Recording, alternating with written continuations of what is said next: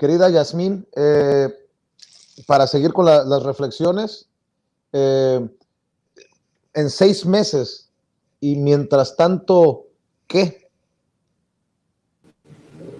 No, pues mientras tanto sigue habiendo mucho que hacer, pues lo vemos, esto que está ocurriendo, esta gira que tiene nuestro presidente, tampoco es casualidad, pues en qué momento se destina a hacer esto. También estos lazos tendrán que influir bastante, dado que una de las grandes proyectos que está presentando también nuestro presidente hacia afuera del país es precisamente, por ejemplo, Sembrando Vida, ¿no? Que es insistir en este tema de la soberanía, ¿no? Me parece también muy importante esto último con lo que escuchamos a Óscar, repensar transformación, pues transformar implica repensar, ¿no? Repensar cosas nuevas, distintas, y pensar en las cooperativas es algo importante.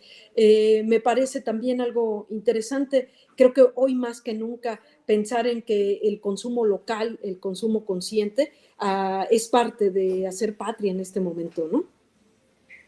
Así es. Y doctora, profesora, si le puedo pedir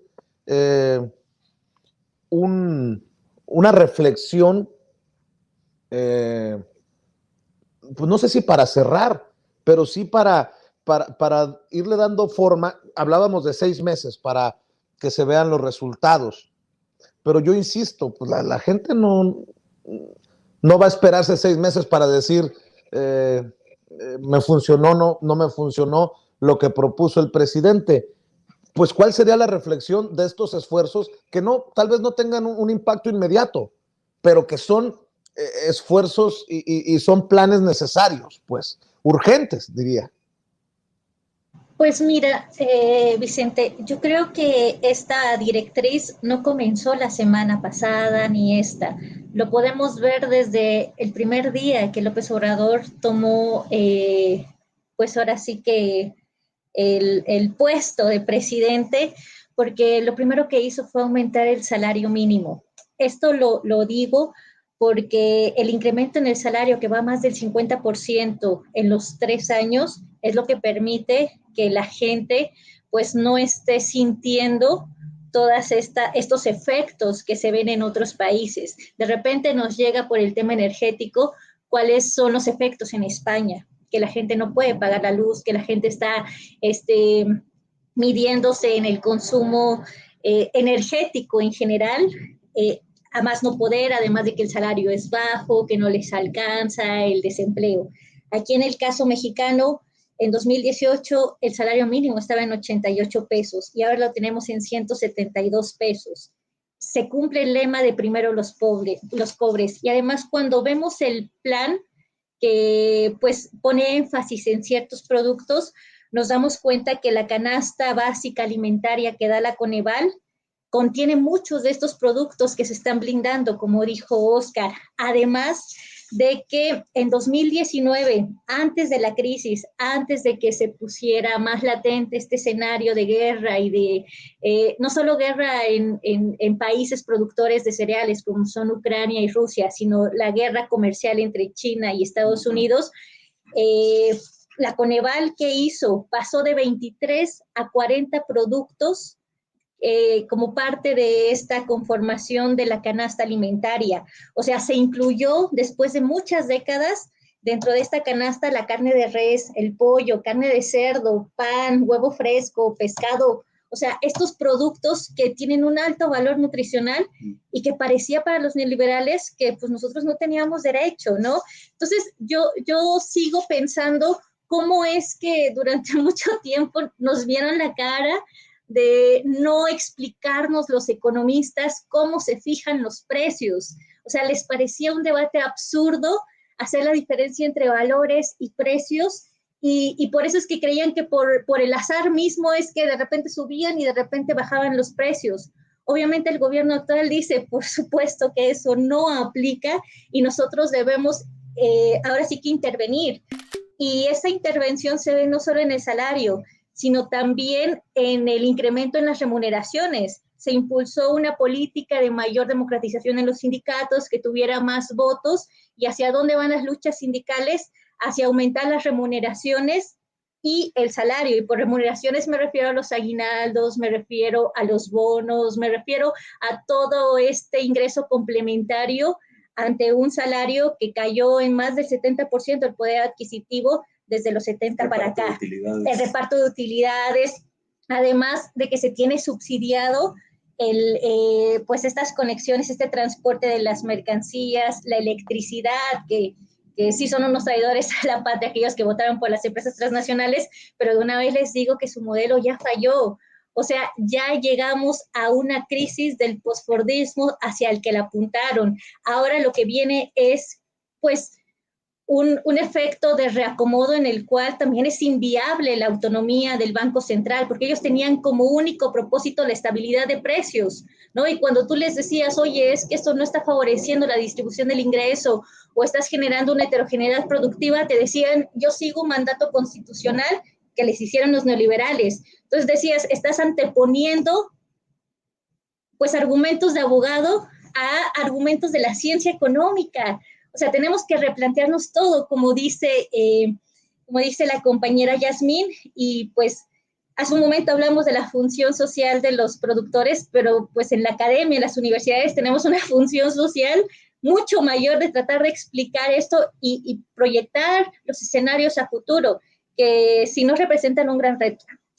Qué interesante, doctor Oscar David Rojas Silva, porque es como desgranar o sí, irle quitando los granos a una mazorca. Empezamos a hablar de un plan contra la carestía y todo esto nos lleva a un replantearse todo, decía la maestra.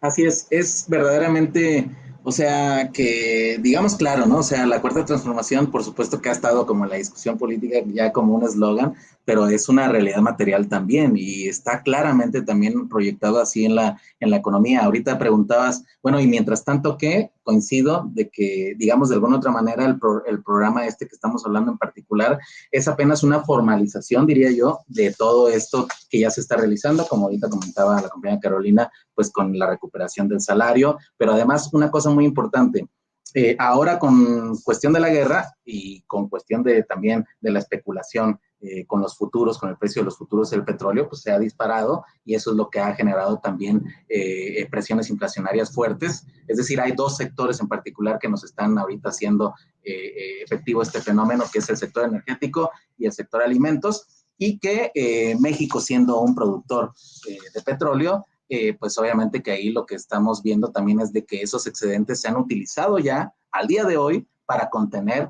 el aumento de precios en las gasolinas. Y lejos de esta discusión que dicen de que no, pues nada más les beneficia a los que tienen carro y que no sé qué, no es así. Recordemos que desde una visión económica, la energía, en este caso en particular la gasolina, pues es con la que se mueve toda la producción y la distribución. Entonces es fundamental. Y ya se hizo esa decisión histórica en el sentido de que, pues antes, por ejemplo, en tiempos de Fox, hubo también un precio de petróleo cercano a 100 y pues ¿dónde quedó eso? Pues en algún paraíso fiscal y ahora se está utilizando para hacer esa contención, es decir, ya se están tomando medidas estructurales y de alguna otra manera este programa sería, es un poquito quizá al revés, ¿no? Es decir, mientras alcanzamos el cambio estructural del país, vamos haciendo contención. Y lo vamos haciendo, pues obviamente que desde el primer momento ahí se empezaron a tomar estos detalles.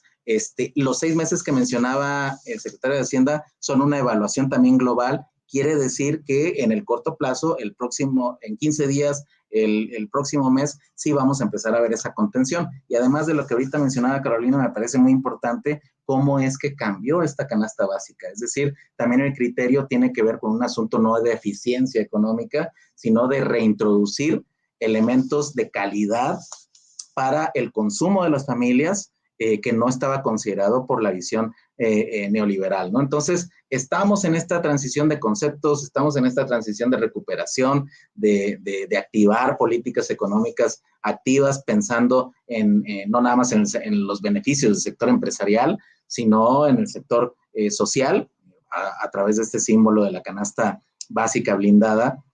Y entonces, pues, digamos que mientras tanto estamos viendo que está, mientras tanto, terminándose y concretándose los programas prioritarios que han estado planteados desde el Plan Nacional de Desarrollo.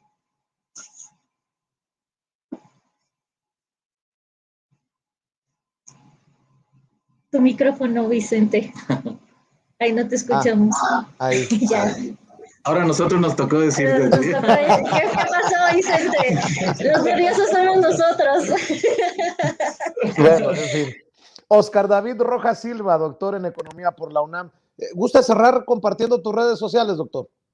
Sí, por supuesto. Es en Twitter, estamos como @bandadelazufre y también tenemos el canal de Academia del Azufre en YouTube. Muy bien. Carolina Hernández, profesora investigadora de tiempo completo de la Universidad Autónoma Metropolitana Unidad Iztapalapa. ¿Cierra con sus redes?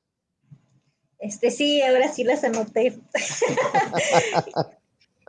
Hasta le escribí mal, pero bueno, es Carolina Buenda, así, Buenda con B. Carolina Buenda, Vicente, @Carolina Buenda. Sí. Vicente, quisiéramos aprovechar el momento rápidamente para expresar nuestro apoyo, nuestra solidaridad frente a los hechos de violencia que sufriste. Bueno, sí, estamos pues atentos y los lamentamos mucho.